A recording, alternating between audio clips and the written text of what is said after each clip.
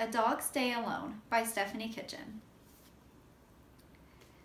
Dixon and his human lived in a suburb of Chicago, and it was perfect. It was just the two of them living their lives together. I have all I could ever want. I have squeaky toys, a magic box that shows me NASCAR, squirrels, and my human, Jace. There's just one small issue. Bye, Dixon. I'll see you later.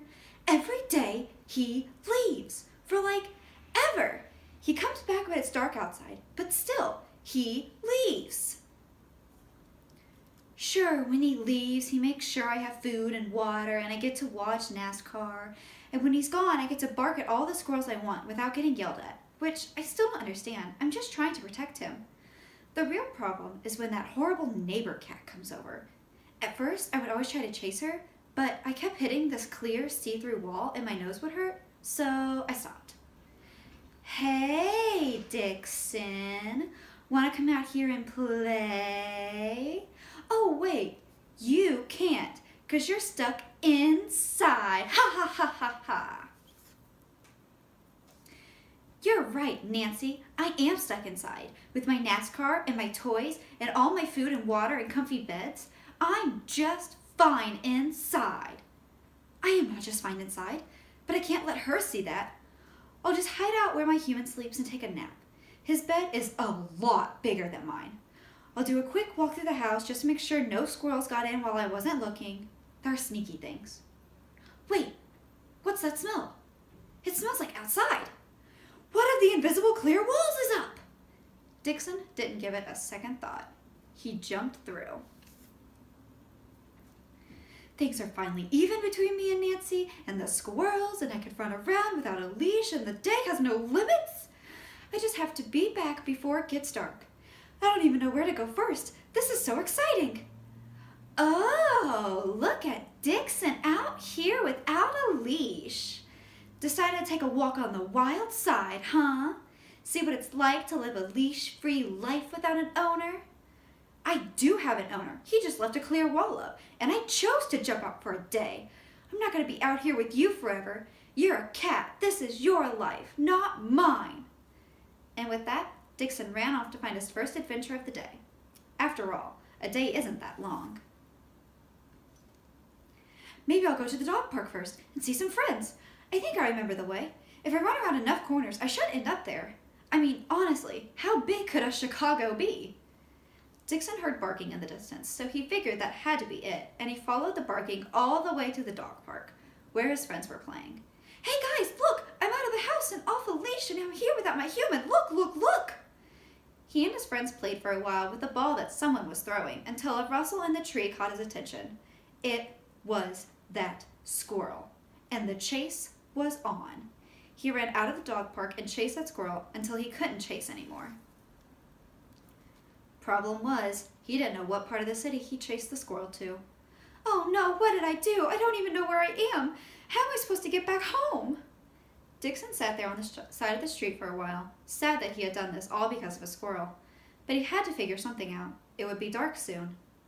I got it. I'll see some of these buildings from the clear walls at home. If I walk in the opposite direction of them, maybe I'll get closer to home and know where I am.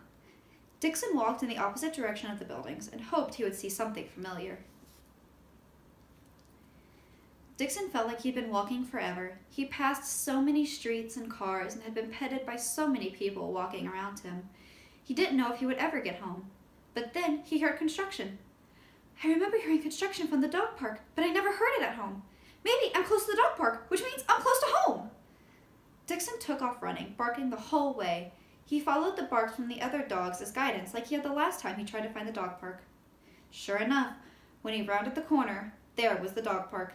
Guys, you're never going to believe what happened and where I went! Dixon figured he had enough time to tell his friends about the strange tall buildings and the smells, and especially the trains that ran in the sky. Those were crazy. I really should head home. I need to be there when my human gets back. Problem was, he couldn't remember which street he took to get to the dog park earlier. Oh, I was so focused on finding the dog park, I just listened to the barks and followed those. There aren't any barks coming from home. How will I find it? Wait, what's that smell? Dixon smelled fresh pizza, and he knew what fresh pizza smelled like. Didn't his owner take him for a walk to get pizza a few times? He didn't sit there to think about it. He followed his instinct and hoped that the pizza smell would lead him home. This is the way. I found it. I found my home. Now I just have to get there and... Oh no, it's getting darker. I have to hurry. Dixon ran as fast as he could. He had to get home before his owner, who would know that Dixon was out all day, and he would be in trouble. He was so close. He could feel it. He recognized the trees and the yards and the cars he'd tried to chase before. He was so close. Just one more corner. He just had to turn one more corner and he would be there. All that was left was... Blam! He'd hit something. He knew it wasn't good because he'd heard a hiss when he got back up. And he was right. It wasn't good.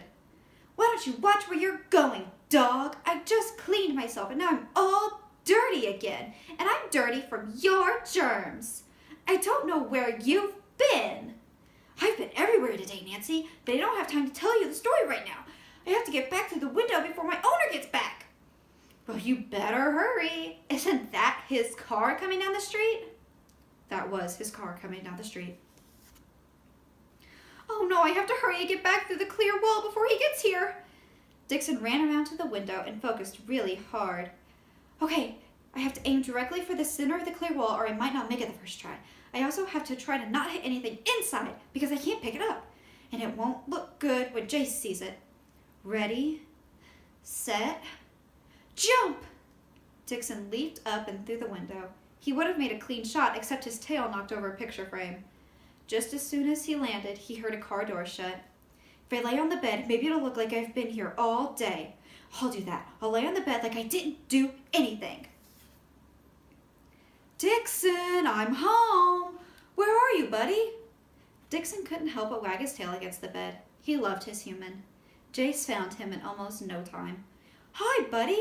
How was your day at home? Were you good? Please don't notice the clear wall. Please don't notice. Did I leave the window open this morning? That could have been bad. I'm sorry, buddy. I'll be more careful and check next time. Oh, look, the curtains must have knocked the picture over when the wind blew them open.